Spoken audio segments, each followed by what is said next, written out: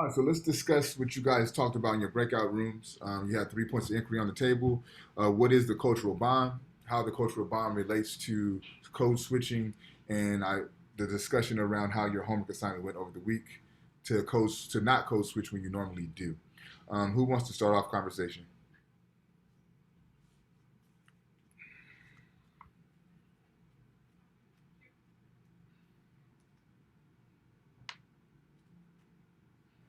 Can I say something? Yeah, please.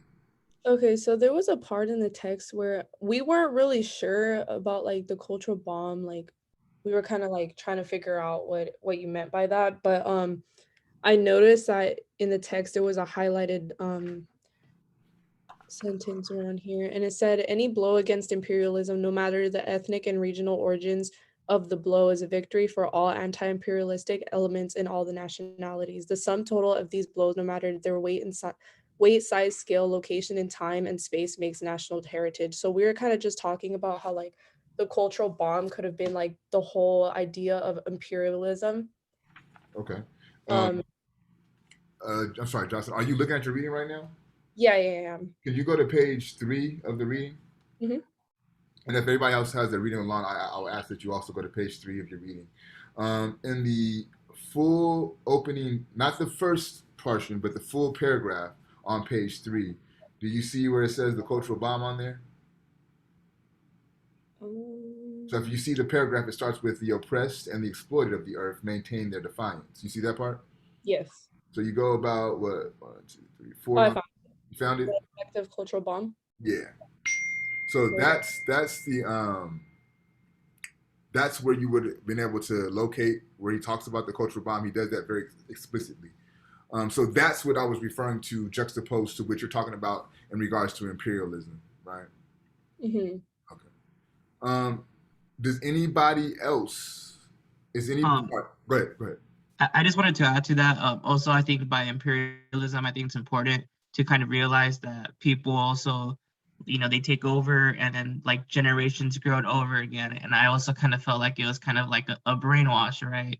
Because those people grow up with those norms and beliefs, and ironically, they become the same people that like invaded or became part of that militia, and now it's a divided group, and that's kind of like that cultural bomb that he's talking about.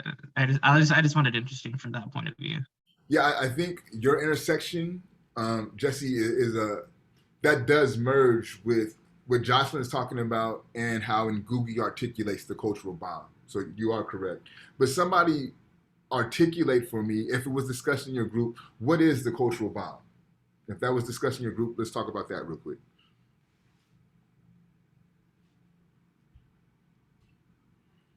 So nobody's group talked about defining the cultural bomb.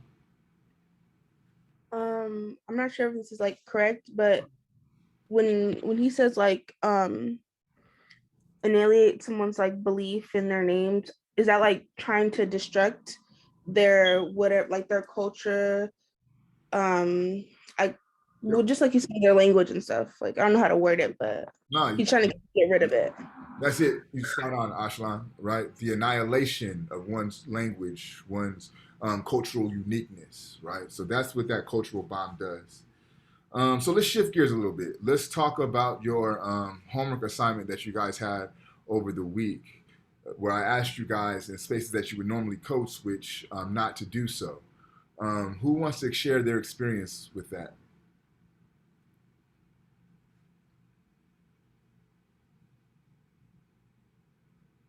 Well, it wasn't my experience, but someone in my group said like in work, they try to code switch less because it's more like of a professional environment. Mm-hmm. So I can see that. But usually I don't code switch except if like I'm speaking Spanish and I'm speaking to someone older or more professional.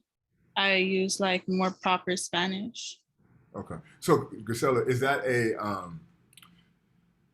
a respect thing, or is that more so what's deemed acceptable when speaking to someone who's older? It's more like a respect thing.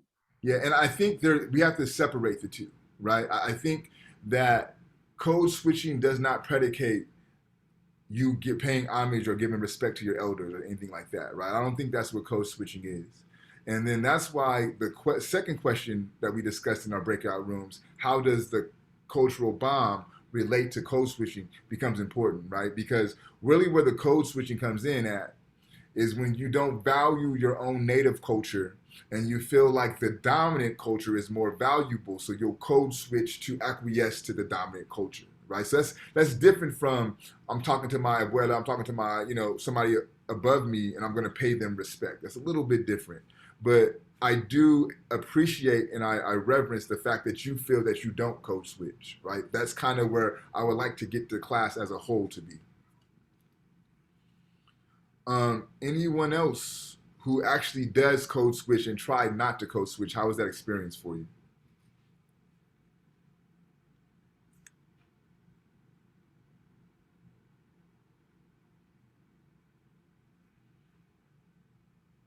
Monica, did you try the code switching assignment?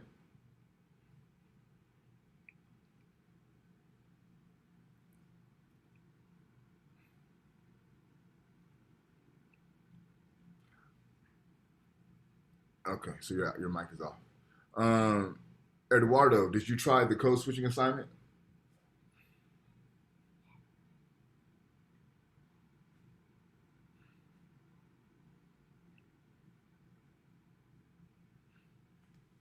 Eduardo, did you try the code switching assignment?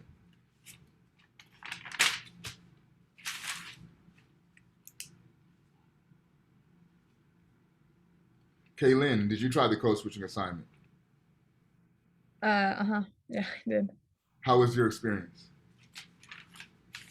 My attempt was not completely successful Okay. because I got a lot more like judged for things I knew or whatever.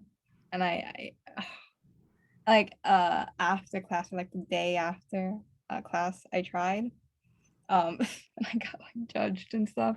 So it felt really weird Okay. to not code switch. Where was the environment? I was hanging out with my friend. Okay. Yeah, and we were really new friends, so whenever you like encounter someone, you always want to like show like the best, like put your best foot forward. And so and I didn't code switch and it felt weird.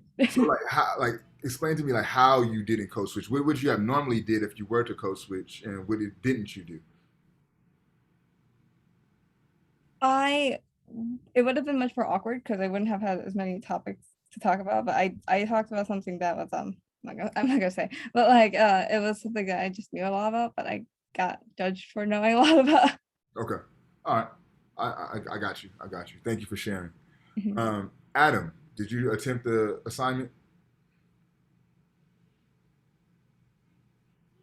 Yeah, I kind of also attempted it, but like I also have work and like talking to like my elders, like my grandma and grandpa. It's kind of like different for me. Like I can't talk to them the same way I talk to like my friends and my Yeah. brother. Yeah. Yeah, I don't think you should, Adam, right? I think again that kind of goes down to that respect. But you said you tried at work. Yeah, so like I guess with my coworkers, like I did it, but like with my bosses, I guess it's kind of different. Okay. So how did it make you feel when you tried it, Adam? I think it made me feel better. Like I'm kind of just like myself. I'm not Yeah. trying to be a different person or like trying to act a certain way. And those around you who you're interacting with, how did they respond to it? They kind of just responded like normally, I guess. Like Okay. it's just me, Like, Perfect. Perfect. So hold on to that. We're going to kind of pick up on that part of the conversation again. Let's get one more. Eric, did you try the assignment?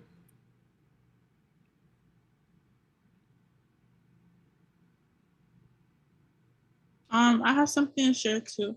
Okay, go ahead, Priscilla. So like in the past, because like I don't really hang out with my friends that much during COVID, but I did notice like when I would hang out with my friends, I would have to switch. Like I wouldn't be able to, they'd be like, oh, why do you talk so loud? Or, oh, why do you say this? And then just like, it would just make me like mad or like irritated because like, why do I have to switch how I talk with you?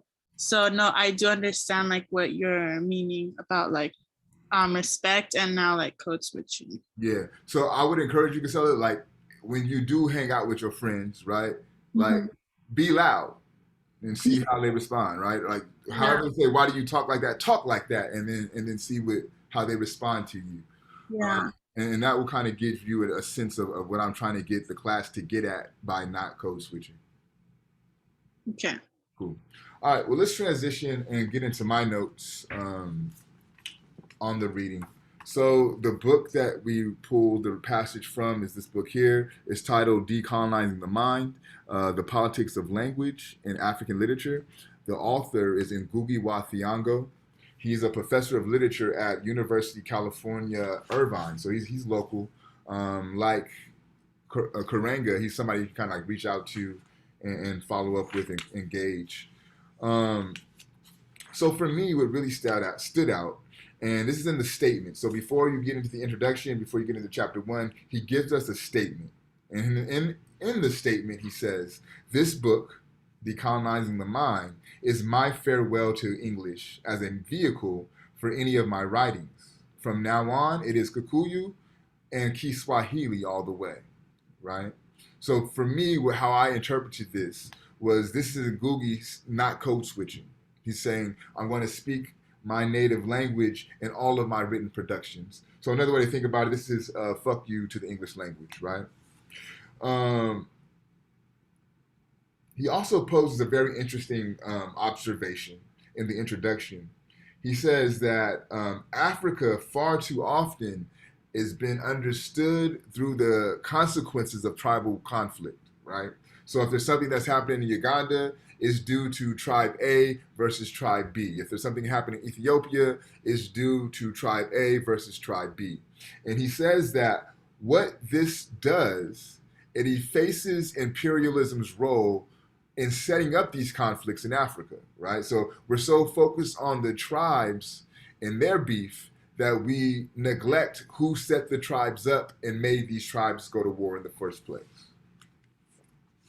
And then on page 3 of the introduction, he gives us the definition of the cultural bomb. I started to read a little bit of it, but I'm going to give you the full passage. And again, this is on page 3, the opening paragraph, the first full paragraph on page 3. He says, the oppressed and the exploited of the earth maintain their defiance, liberty from theft, But the biggest weapon wielded and actually daily unleashed by imperialism against the collective defiance is the cultural bomb. The effect of a cultural bomb is to annihilate a people's belief in their names, in their languages, in their environment, in their heritage of struggle, in their unity, in their capacities, and ultimately in themselves, right? So this is what the cultural bomb does. It causes you to devalue your native culture. It causes you to devalue your indigenous lifestyle and life ways, your languages, correct? So this is what he means when he talks about this cultural bomb, right? And then he also makes this claim that, to me, brings me back to last week's reading. He says that the choice of language is central to a people's definition of themselves in relation to their natural and social environment, indeed in relation to their entire universe, right? And that made me think of Somé, when Somé articulates that one's language will dictate their reality, right? So Ngūgī says the choice of language is central to a people's definition of themselves and how they relate to the environment and how they relate to their social surroundings, okay? And then in the actual chapter, he gives us an interesting musing on the Conference of African Writers of the English Expression. And he says there's a contradiction at play in the Conference of African Writers of English Expression. And he says, because of the emphasis placed on English, because of this cultural bomb, we have a situation to where Ngūgī himself, who was a student at the time, who's only published 2 short stories in a very small journal, is able to attend the conference, right? But his teacher, the most widely recognized poet in his native land, cannot attend the conference because he only writes in his native language, right? So that would be the equivalent of Ashlan being able to attend the conference because she writes in English, and I'm not able to attend the conference because when I write in Akan, right? So he said there's a contradiction at play here. And he says, and this contradiction leads him to pose this question. I think this question is an important way to think about how you produce intellectual work, right? And he says, how did we, as African writers, come to be so feeble towards the claims of our language on us, and so aggressive in our claims on other languages, particularly the languages of our colonization, right? So how are we so willing to defend the oppressor's language, but so feeble when it comes to defending our native languages, right? This is the question that he poses. Now, this is generative for intellectual practice because if you think back when I talk about posing questions throughout the semester, and I said there's 3 ways to pose questions, right? Posing questions because you don't understand something, posing questions that will produce research, and then posing questions that produce critique. What I just read from Ngūgī is situated in the last 2 types of questions, right? That question that he poses, how do we as African writers become so feeble towards the claims of languages and so aggressive on claims of other languages, right? That question, if he were to pursue that question, that could produce a whole nother book within itself, right? Also, that question is embedded in a critique. He's critiquing African writers who are so quick to defend the English language, right? He said there's a problem with that. And his question presents and poses that problem and places it on the table, right? So as intellectuals, as thinkers, as scholars, I want you guys to begin to shift and evolve your questions to be able to pose questions that produce a critique or pose questions that produce further research. And finally, I'm going to read this passage and I'm going to close with a question for you all. He says, in my view, language was the most important vehicle through which that power fascinated and held the soul prisoner. The bullet was the means of physical subjugation. Language was the means of spiritual subjugation. Again, the bullet was the means of physical subjugation. Language was the means of spiritual subjugation. So I ask you, what does that mean? What is Ngūgī trying to get us to realize? And I think in order to really answer that question, we have to first deal with subjugation, right? So what is this term, subjugation? Somebody give me a definition for subjugation or give me an example of what subjugation does.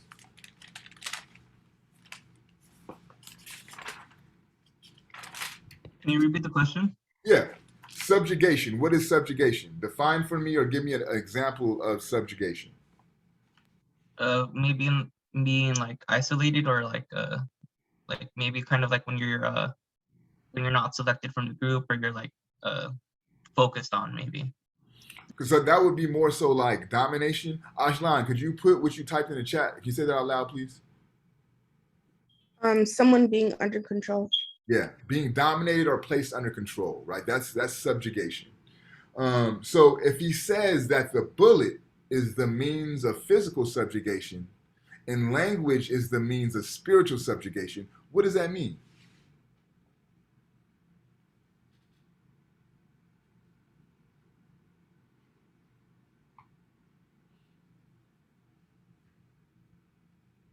So we know that subjugation is to put someone under control, right? So what does it mean that the bullet does physical subjugation and language does spiritual subjugation? What does that mean?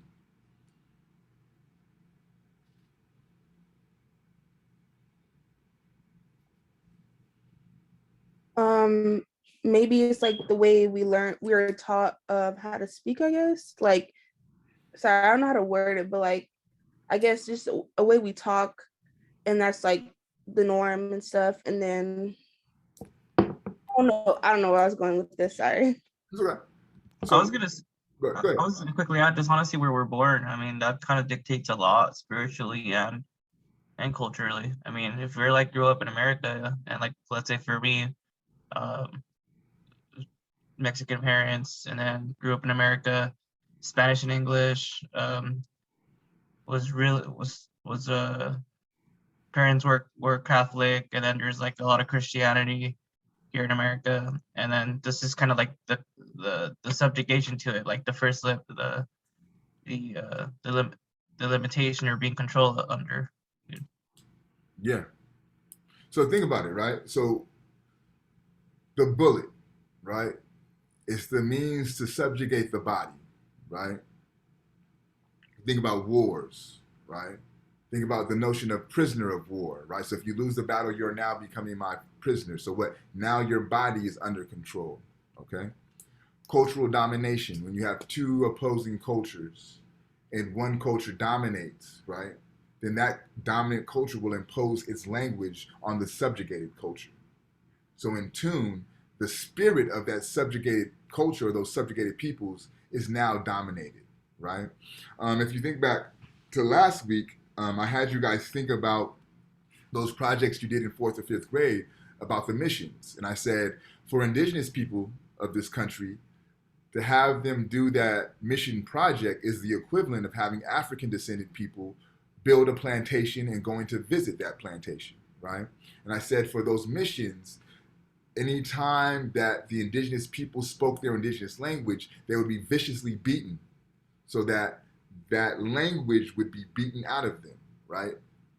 So not only did that language become subjugated, but their soul became subjugated because their native language has been forced out of their linguistic context, right? So their soul has been suppressed. Let's do this. Let's transition to our fishbowl.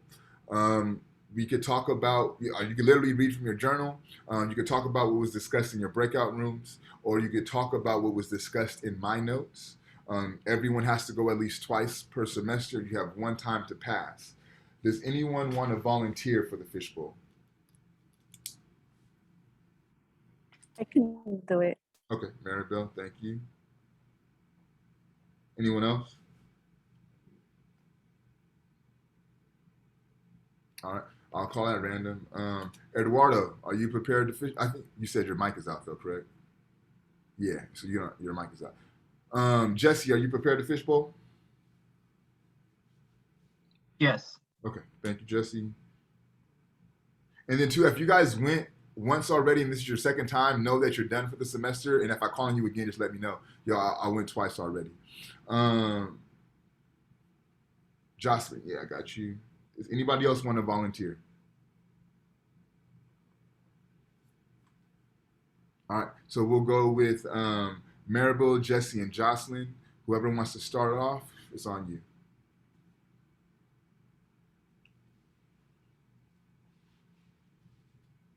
I guess I'll start it off. I just think it was interesting that everything we are learning so far is like changes one another, especially like this reading.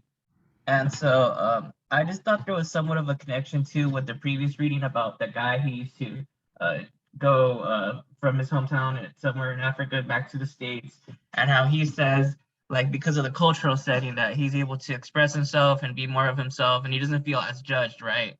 And like he could be that way in in his hometown, but there's kind of like the culture is not only just about being judged, but more so of kind of like a rule setting. And I just think that was kind of the interesting take point for me, is just kind of being able to realize how strong that cultural subjugation could be depending on the area. Like I'm not sure if this is real or this is if it's fake, but I was watching this show on Netflix about how they were saying that in Nigeria it's illegal to be gay, and I'm not sure if that's actually true or not. But like, is this something like that? Like, it's just kind of like, here in California, we're more open, more diverse, and I feel like it's less judged upon. And it's just honestly the simple fact of being born and how much the cultural subjugation can impact you. That's the takeaway for me. Yeah.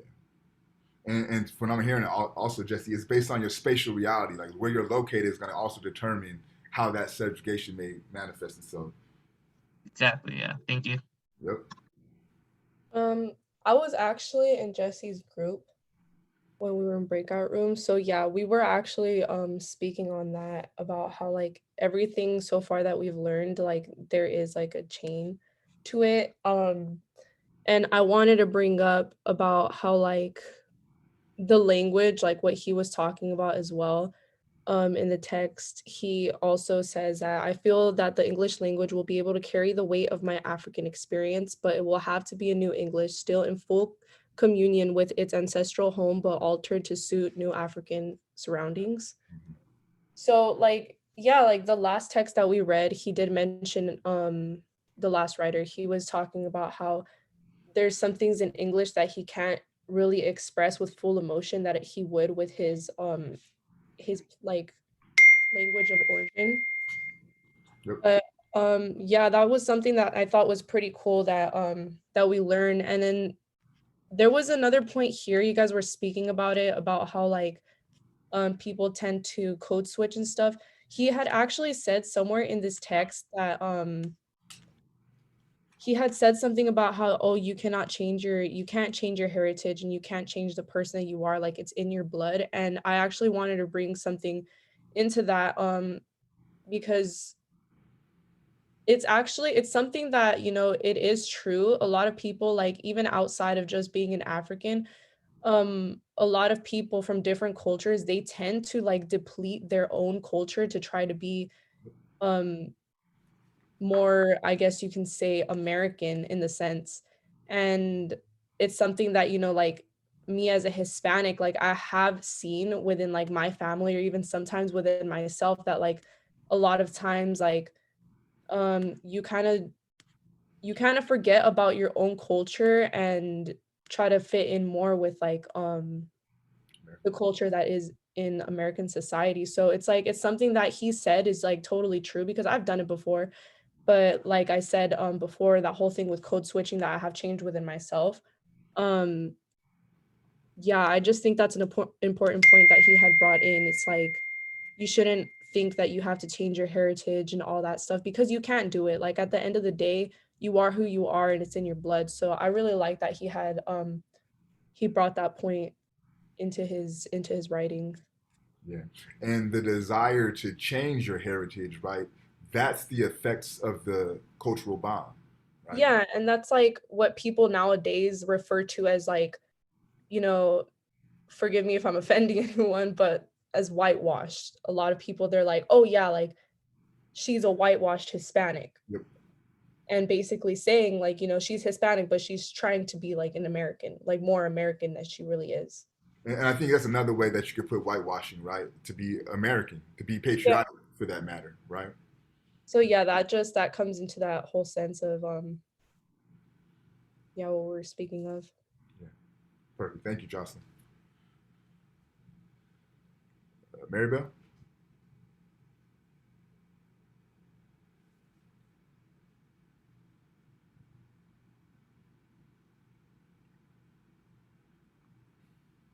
Maribel, you're the last one to go.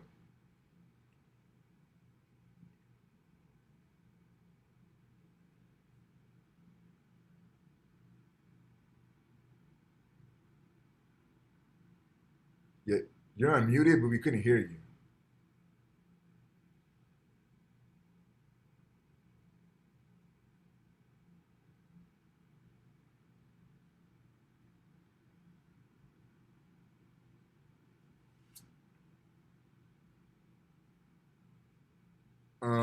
Maribel, you could let me know because I don't think you're having some technical issues. So if you could get that worked out, let me know. And we'll circle back. Okay, go ahead. Go ahead. Yeah. Can you hear me? Yeah, it's a little choppy, but go ahead.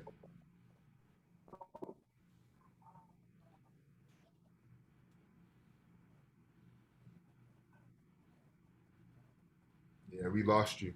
If you want, you can put in the chat. Yeah, sorry. I'm on the school Wi-Fi and it's telling me that I haven't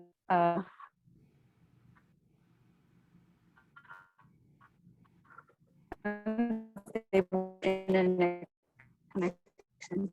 Yeah, if you want, put it in the chat and I'll read out what you typed.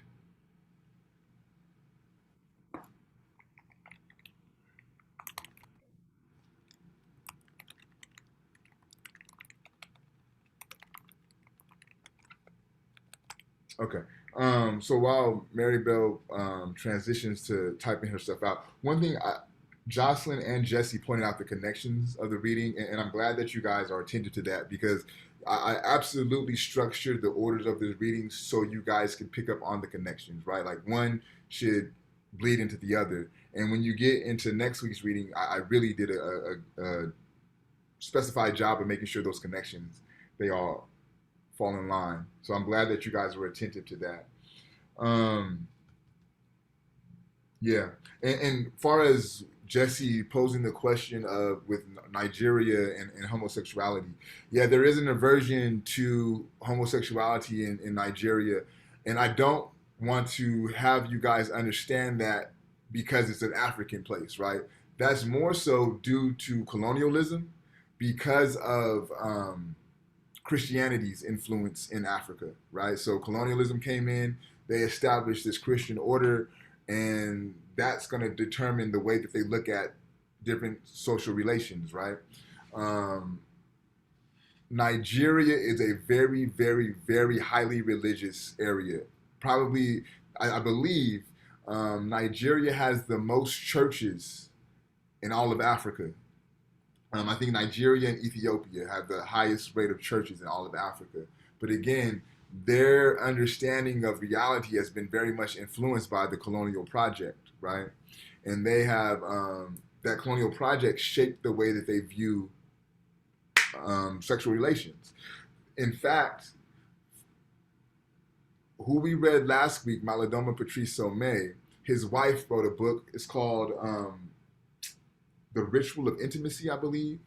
And she talks about how, so Burkina Faso is is not far from Nigeria as far as where they're located.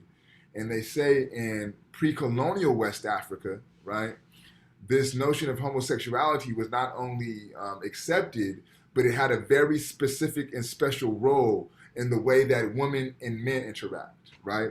And there's a specific term that they would call the individuals who they would identify, who we identify as homosexual. I forgot what that term is, but what their job was in society, not their job, but how they operated within that society was they kind of served as the intermediary between the men and the women. So mind you, I said when you do your ritual and you do your initiations, the men went off together to do that, the women went off together to do that. So the individuals in the community who we would call homosexual, they kind of sat in the middle and they made sure that the gap between the men and the women were filled by them being able to have access to both realities, right? So this is all, again, prior to Christianity coming in and imbuing Christianity into their life ways, right? So not to answer your question, Jesse, but to provide some context to what you saw within the documentary. So looking at the chat, Maribel says the concept of the cultural bomb reminded her of Spanish music. I used to be made fun of for liking music in Spanish, so it made me stop listening to it. I felt pushed to be ashamed of the music I grew up listening to. That's a great example of the cultural bomb, right? Like that's a perfect articulation of how the cultural bomb works and what it causes you to do, right? That's a great example. All right, so thank you all for everyone who participated in the fishbowl. I think it was very generative for conversation. So we had a lot of conversation around this idea of code switching, right? And your assignment was around code switching. We've been discussing code switching. We've been discussing this notion of the cultural bomb, right? But let's approach this conversation from the opposite side, right?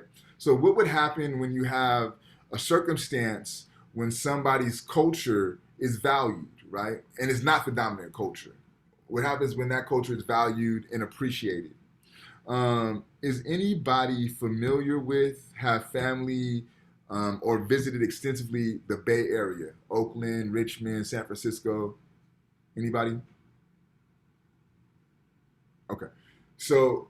Oh, wait, what was the question? Have visited? Visited. Oh, I live in the Bay. Oh, you live in the Bay now? Yeah. Okay, so it may not be as prevalent to you because you live in the Bay, but there's There's a Bay Area accent. You may know what I'm talking about or not. Yeah, I know Yeah. what you mean. There's very much of a dialect that people from the Bay Area have. Like I could be in a room with 100 black folks, and once somebody from the Bay starts talking, I know automatically they from the Bay, right? And there's a historical context to that. I'm 37 years old, so I grew up in like the 90s, right? And in the mid 90s, there was a very large conversation around Ebonics being recognized as a secondary language, to the point that they would even say those who spoke Ebonics would be considered bilingual. So this notion picked up a lot of steam in the Bay Area, to the point that an elementary school, a junior high school, and a high school authenticated this language, this Ebonics, as a secondary language. And the students would be allowed to speak Ebonics in the classroom. The teachers at times would speak Ebonics. And to me, when I look at individuals like in the sports world, Marshawn Lynch, if you hear him on an interview, he doesn't code switch. He keeps that Oakland dialect, right? In the entertainment world, Ryan Coogler, the producer of Black Panther, and I believe he also produces the Creed movies. Same thing. He doesn't code switch. He keeps this Oakland, this Bay Area dialect intact. And I assume, or I would assert, that this is due to the fact that his culture was validated in his educational experience.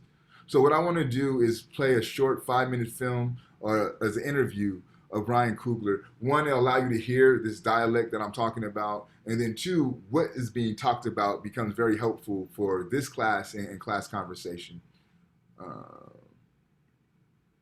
Can you guys see the screen? Yeah? No? Yes. Yeah? All right, bet. Yes. Thank you. Here we go. Theme in the film was Black identity.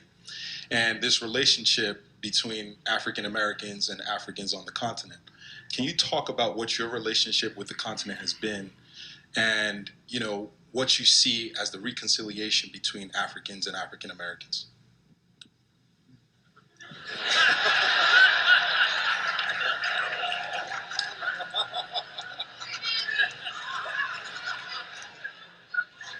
I mean, that's heavy, man. Like, I remember having a conversation about my own identity when I was very young, man. My parents had to sit me down and have a, you black conversation. You know what I mean? And I think that it's a conversation that parents have to have in this country, and I think all over the world. Because it's a real thing. If you don't understand, not the fact that your skin looks like this, but if you don't understand the fact that the world is going to treat you a certain way because of that, and you have to be ready for that. It could cost you your life if your parents don't have that conversation with you. So I had that conversation at an early age, and what I found was, I was a curious kid, and so it's like, we African American, and I was big on why, like, what does that mean? You know what I mean? And so we come from the continent of Africa. We come from this place that you see on the map in school and that you see, on the globe at home. But I was in the Bay Area. I was as far away from the continent as you could be, and still find black people. You know what I mean? Like, next thing you hit is Hawaii, I guess. You know what I mean? And, I had a lot of pain inside of me due to not being able to, know my ancestry and only being able to access that wound. And what we were taught, not to be long-winded, but what we kind of taught about our own African American culture is that it's a bastardized culture. We taught that, we lost, the things that made us African. We don't have them anymore. You know what I mean? Like, we had to make do with the scraps. And when I sat down with Marvel and said, hey, yo, for me to write this script, I need to go to the continent. I need to go, like, right now. They were like, man, go. And I went and started in South Africa because, it was really because Chadwick in Civil War and Dr. John Conley, they speak Xhosa, the dialect on the continent. And I went, I started there. I started there, and what I found was what I found as soon as I got there, and I started, and I was by myself, and I was hanging out with cats that was working in the hotel, and they took me back to their township, and they were like, hey, let's go through the ritual. We're gonna go through the ritual. And I'm like, oh, ritual. So I'm expecting, like, painted face and I'm expecting to go all the way in. and when we pulled up at our house, and it was a bunch of young cats standing outside. You know what I'm saying? So I'm like, this feels familiar, you know. And then, you know, we go in and we walk to the house, and then all the OGs, you know, I say from age like 50 to 70 was sitting in one section. I'm like, that's what happens at my house on the weekends. So then we keep going, and we go into the kitchen, and the women are in there cooking, and they talking, and they cooking all this food. And then you go out into the backyard, and there's some more young cats, you know what I'm saying, like my age, and they had just slaughtered a cow and a goat, and they were, you know, cooking the food, and they were passing around this real cool African beer, you know, and everybody was drinking from the same. It was like a exactly calabash. Everybody was drinking from that. They passing it back and forth, and I'm like, man, what ritual is this? And they was like, oh yeah, this you know, I can't remember the name. We've been doing this for thousands of years. And I was like, well, we do this same ritual back at home, and then for them it was a no-brainer. They were like, yeah, of course you do, because y'all African, you know. And I realized then, I was like, oh wow, yeah, right, because, you know, whatever this evil thing that happened to us, you know what I'm saying? Unfortunately, they don't teach us anything beyond that, you know. But what they did to us, it was no way they could wipe out what we were for thousands of years. You know what I'm saying? And it was right. Something right there just made me completely whole. Like I was like, oh man, we've been African this whole time. When I stand outside, like when I hang with my family on the block in Oakland or Richmond, and all the youngsters stand outside, and my grandma's inside cooking. You know what I'm saying? And we being Africans, you know, and even though we were told it was being hood, or it was being something else, we was being true to what we've been for thousands and thousands of years. So I felt connected, you know, in a way that was very profound. Give him a round of applause, please.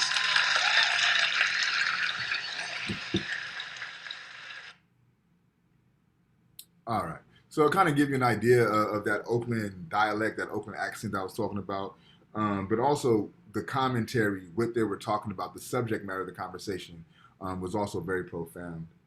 But yeah, let's open it up to course conversation with the last, 20-some minutes that we have left. What were your thoughts on the readings? What were your thoughts on the video? What were your thoughts on anything that we've covered so far?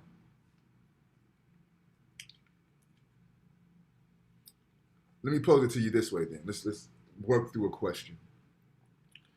Listening to the interview with Ryan Coogler, do you feel that his ability to be an effective producer is ill impacted by the way that he speaks?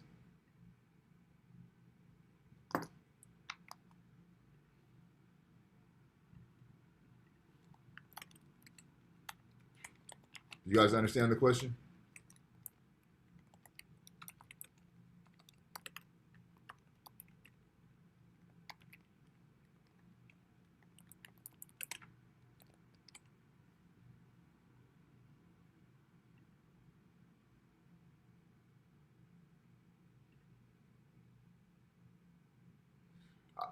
Do me a favor, Ashline, instead of doing it in chat, just say that out loud, please, because I think everybody would benefit from your commentary.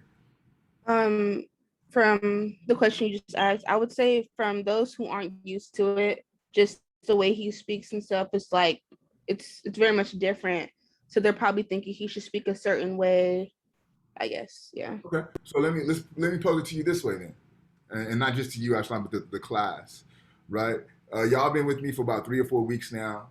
As you know, I don't code switch. Does my inability to code switch negatively impact my ability to be your professor and to present you information? No, I think it helps actually. I just feel it's more genuine, and I get more interested, and I like the things that I'm learning in the class. Okay.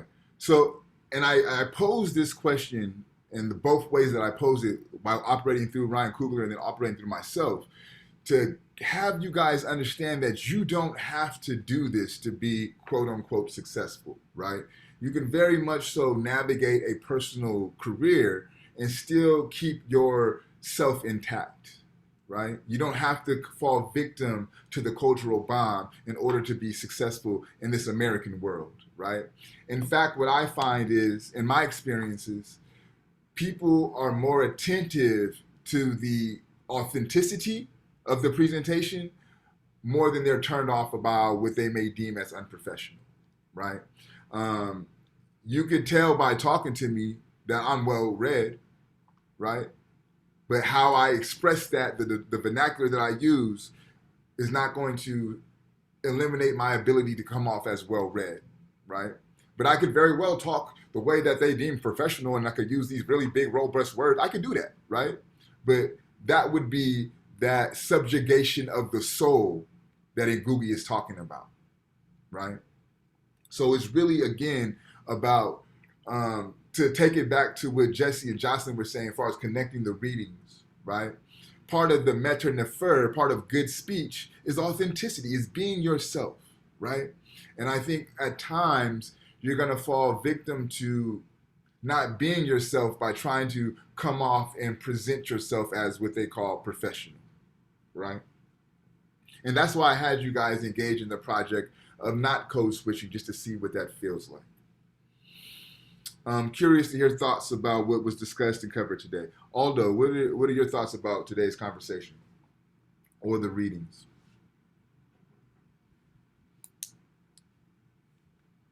My thoughts Yep. for the book. Anything? Like, wait, what do you mean? So we sat in a class together for almost an hour now. We talked about a whole bunch of shit. What did you think about what we talked about? Oh, my bad. I'm sorry. I was trying to focus. But what I think about today was that I learned some new things. Talking about like how Nigeria can like is very religious, and like it's like you said it like what you said, it's like very religious than most of Africa, and like it has a lot of church, and like what else? How that one guy spoke on the interview. It's like people should be able to speak how they want, and like people shouldn't assume how they are. Like, hold on. But yeah, my bad. Yeah, that's what I got. All right, for sure. Eric, what were your thoughts on today's conversation and course material?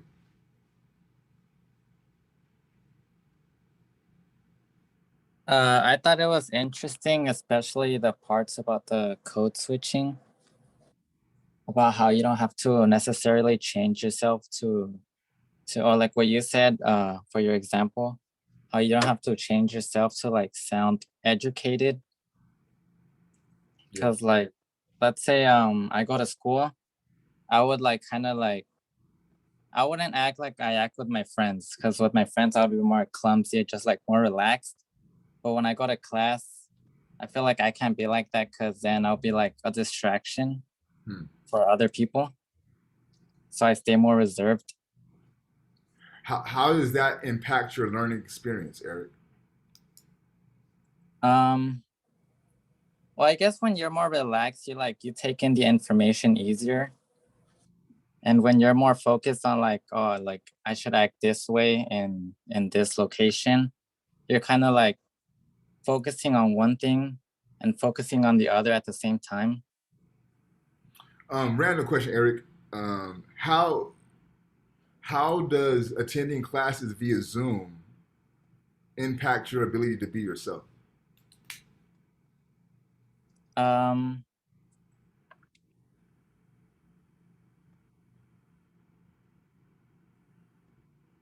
Do you feel more comfortable via Zoom than you would in person?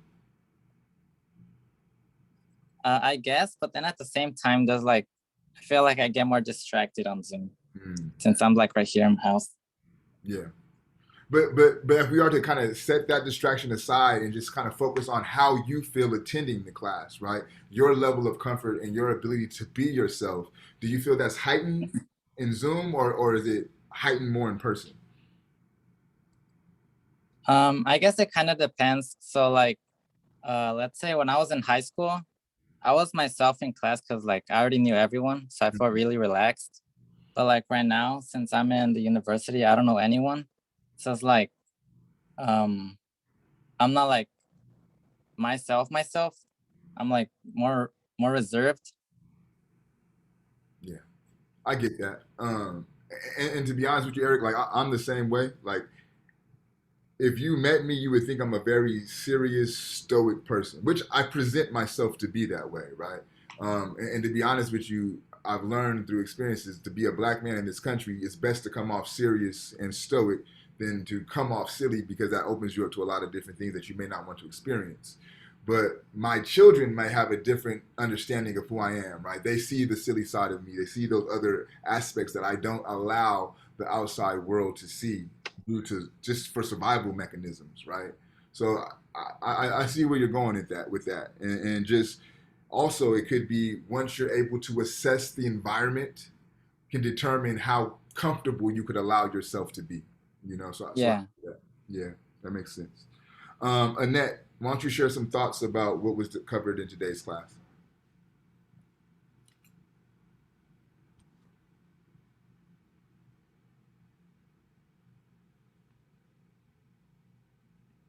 Okay. Yeah, go for it. Please do.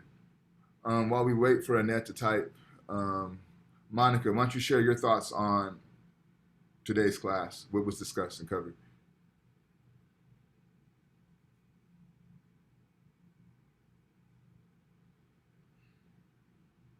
I would prefer that you speak on it unless you're in a space where you can't talk, Monica. The whole point is to have us engage with one another.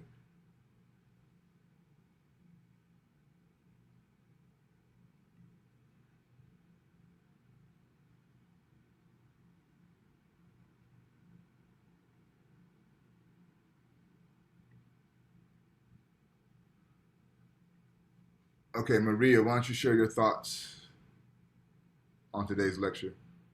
Yeah, same thing of what Eric said, the code switching. I feel like the topic or the reading, I felt like more people in this class related to that topic than the previous readings and topics we've had. Okay. Okay. Thank you. So for next week's readings, get that pulled up real quick. So for Jesse and Johnson, who's kind of attentive to how everything connects within this block of reading, we're wrapping up our conversation around relations. Really, the past week 6 past 6 weeks has really been centered on this notion of relations. We're going to close that out with this reading for next week. This is from Edward Glissant, Martinican poet and intellectual. The book is entitled Poetics of Relations. The passage is The Open Boat. It's not long, about 6 pages, a little more than 6 pages, but it's dense and it's a poetic. So when you think about a poetic, it's like a poem and an essay kind of merged together. So don't take everything literal. Be very figurative when you're interpreting what's being articulated within the text. Let's see. Are there any other comments?